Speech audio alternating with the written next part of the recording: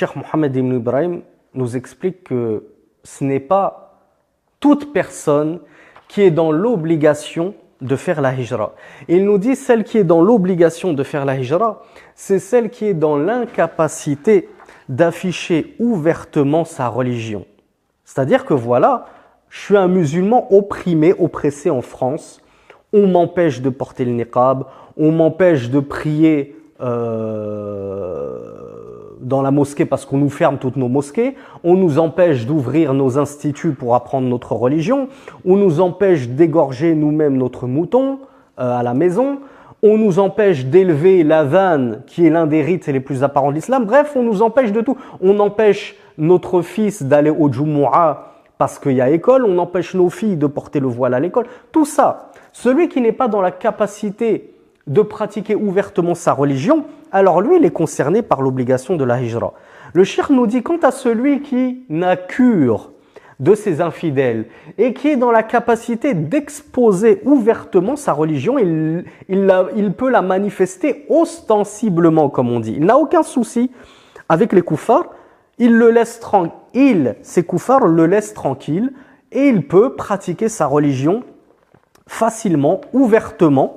Eh bien, celui-là, une telle personne-là, et je ne sais pas si une telle personne existe, que ce soit en France, en Belgique ou au Canada, est-ce que ça existe vraiment des personnes comme ça qui peuvent tout pratiquer de l'islam sans qu'on ne les contraigne à devoir faire des concessions sur certaines choses, ne serait-ce que la vanne?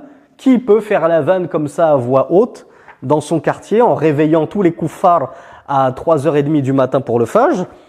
À ma connaissance, ça n'existe pas. Mais une telle personne qui serait dans un tel cas de figure et qui peut manifester ostensiblement sa religion, eh bien, dans ce cas de figure, la hijra ne lui est que recommandée. Elle lui est mustahaba. Il est quand même préférable qu'il fasse sa hijra par crainte de la fitna.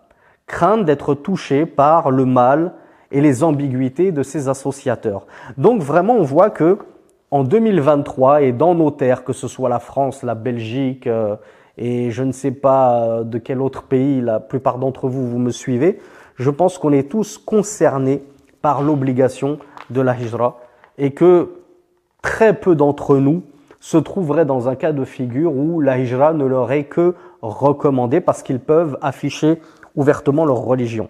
Et Cheikh Mohammed ibn Ibrahim nous explique ce que c'est que afficher ouvertement notre religion. Comme nous l'avons déjà vu, on l'avait détaillé dans une publication sur les réseaux sociaux, en nous basant sur les paroles de Cheikh Salih Al-Fawzan, de Cheikh Salih Al-Usaymi, Hafidhahumallah. Le Cheikh Mohammed ibn Ibrahim les avait précédés dans cette explication. Il nous explique que Izharuddin ma huwa bis-salah. Ne vous détrompez pas, mes chers frères, mes chères sœurs. Afficher sa religion ouvertement, ça ne signifie pas pouvoir pratiquer la prière.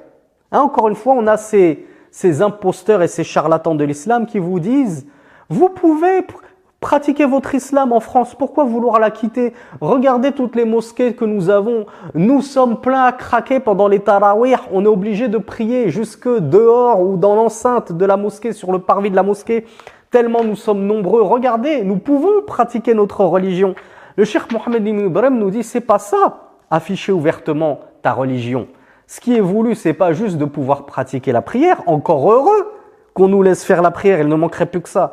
Il nous dit bal huwa izharu tawhid.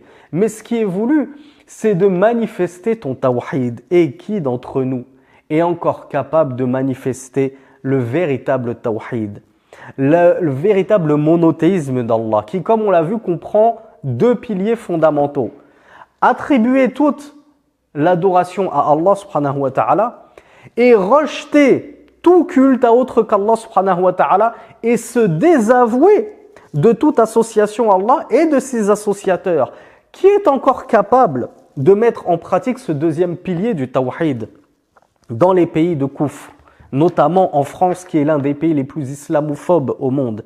Qui est capable de dire aux kuffars, aux députés, aux journalistes et à toutes les catégories de la population, vous êtes des mécréants, je me désavoue de vous, exactement comme l'avait fait Ibrahim et son peuple, lorsqu'ils avaient dit à leur peuple, nous nous désavouons de vous et de ce que vous adorez en dehors d'Allah. Qui est capable d'afficher ouvertement un tel désaveu, une telle hostilité. Donc c'est ça Izharuddin. C'est ça le fait d'afficher ouvertement sa religion. C'est le fait d'être dans la capacité d'afficher ouvertement le tawhid, le monothéisme d'Allah subhanahu wa ta'ala.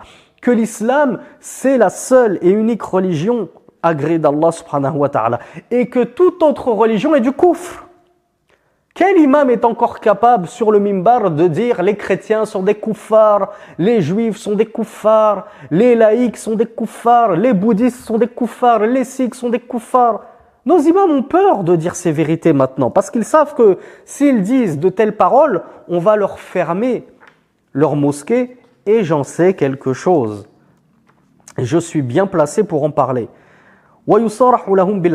Qui est capable, nous dit Cheikh Mohammed ibn Ibrahim, d'afficher ouvertement son animosité, son hostilité envers ses adeptes de la mécréance.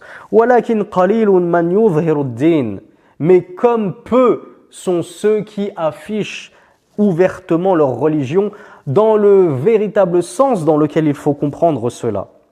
C'est-à-dire afficher son adhésion au tawhid et son rejet, sa condamnation de la mécréance et des mécréants.